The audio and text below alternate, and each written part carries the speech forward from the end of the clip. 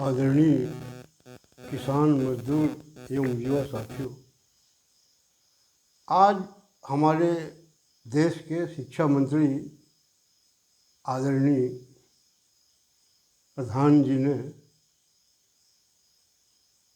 त्याग पत्र दे दिया। ये काम तो प्रधान जी को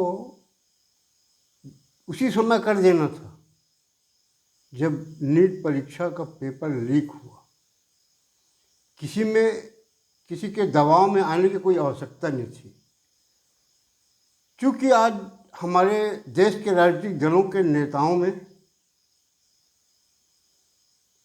स्वाभिमान और नैतिकता नहीं रह गया। सिर्फ अहंकार, पद, लोलुपता। इस कारण से उनको शायद विलंब हुआ त्यागपत्र देने में। यही कारण है कि आज केंद्र से लेकर के आज गांव तक राजनीतिक दलों से जुड़े लोग अधिकांशतः अन्यायी, अत्याचारी और भ्रष्टाचारी हो गए हैं। पूरे देश की जनता इन अन्यायी, अत्याचारी और भ्रष्टाचारियों से बहुत परेशान है। मुझे याद है जब लाल बहादुर शास्त्री जी रेल मंत्री थे, तब रेल दुर्घटना हुआ था। उसने तत्काल त्याग पत्र दे दिया था।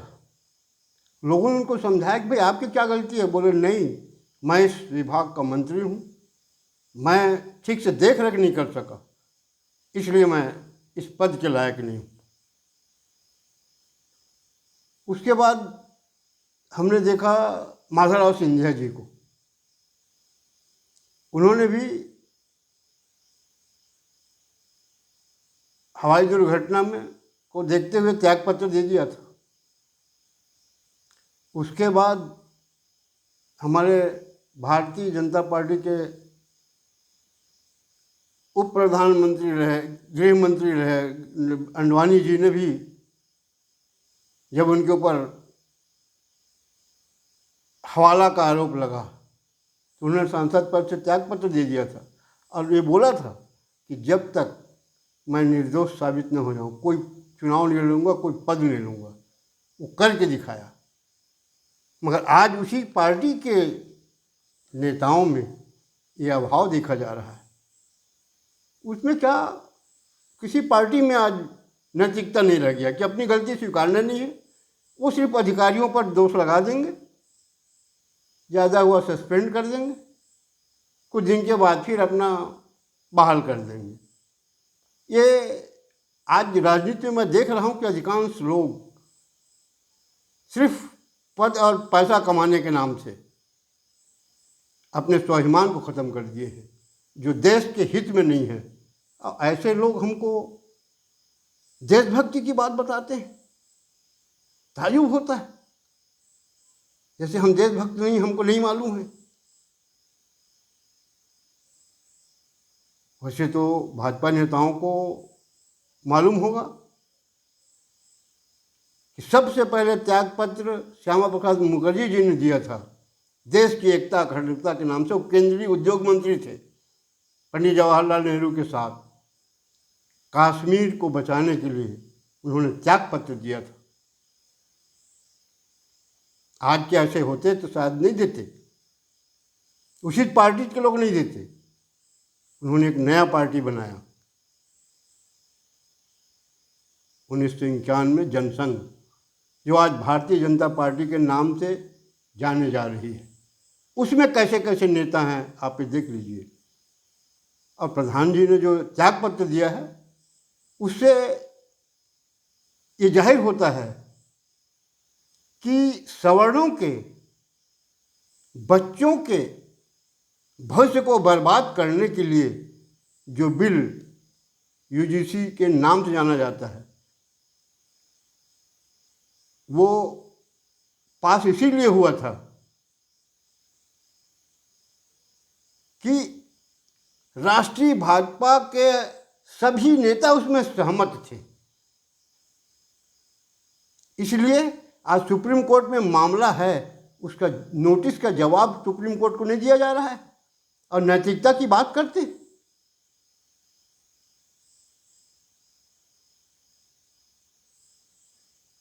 भाजपा के नेताओं को अगर वो सही में देशभक्त हैं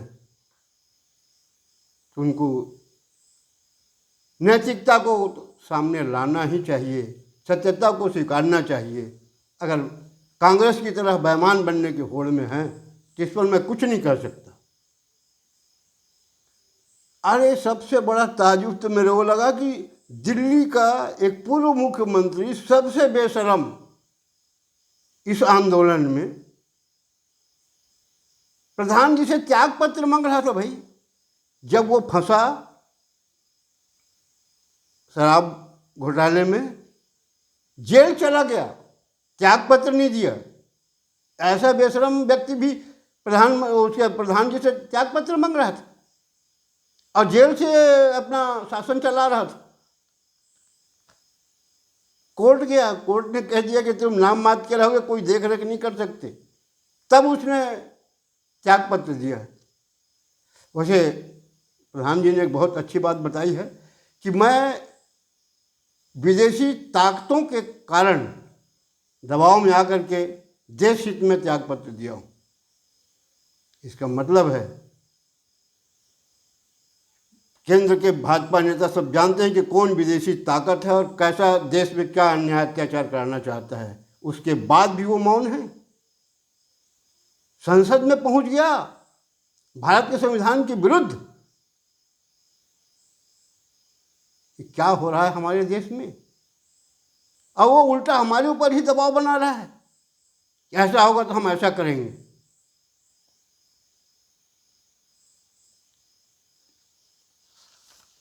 तो बहुत गंभीर बात आज बताया उन्होंने कि मैं विदेशी ताकतों के दबाव में आकर त्याग पत्र दे रहा हूँ, शायद वो नहीं देते।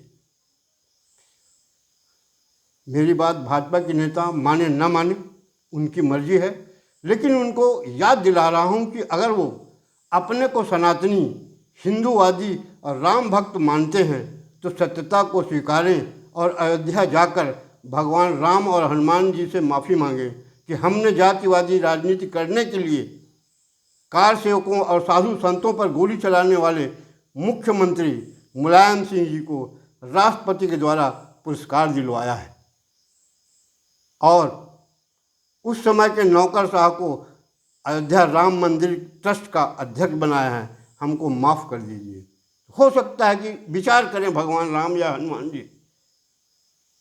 वहीं से इनका मति भ्रष्ट हुआ है और आज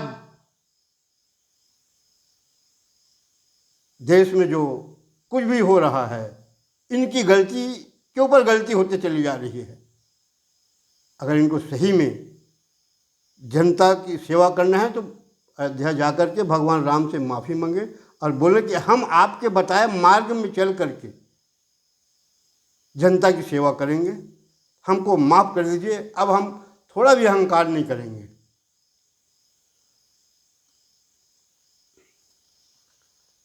अगर देश के राजनीतिक दल के नेता चाहे कोई भी पार्टी के हों, अगर उनमें सत्यता को स्वीकारने की क्षमता नहीं है, नकली अंग्रेज बन करके देश की जनता के खजाने को लूटने की जो कोशिश कर रहे हैं, ऐसे लोगों को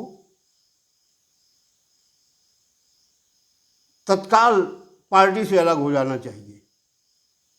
अगर वो देशभक्त हैं तो दिखावे के लिए देशभक्त इस देश को नेता नहीं चाहिए। वैसे केंद्र में एक कृषि राज्य मंत्री जी हैं जो खीरा की खेती में किसानों को दी जाने वाली सब्सिडी को स्वयं खा गए। उनका त्याग पत्र कब होगा? किसानों को मिला कि नहीं उसको उनको फिक्र नहीं है, वो खुद ही ले गए। ऐसे हमारे कृषि राज्य मंत्री जी हैं वहाँ। अब पता नहीं शिवराज भैया ऐसे को कैसे बर्दाश्त कर रहे हैं। क्या उन पर भी किसी का दबाव है? छानबीन करिए और उसको भगाइए वहाँ से। अंत में आदरणीय प्रधानमंत्री मोदी जी के द्वारा पिछले 11 वर्षों में जो अविस्मरणीय कार्य किया उसके लिए बहुत बहुत बधाई देता हूँ। क्योंकि आप महान देशभक्त हैं, जो आपने कहा करके दिखाया।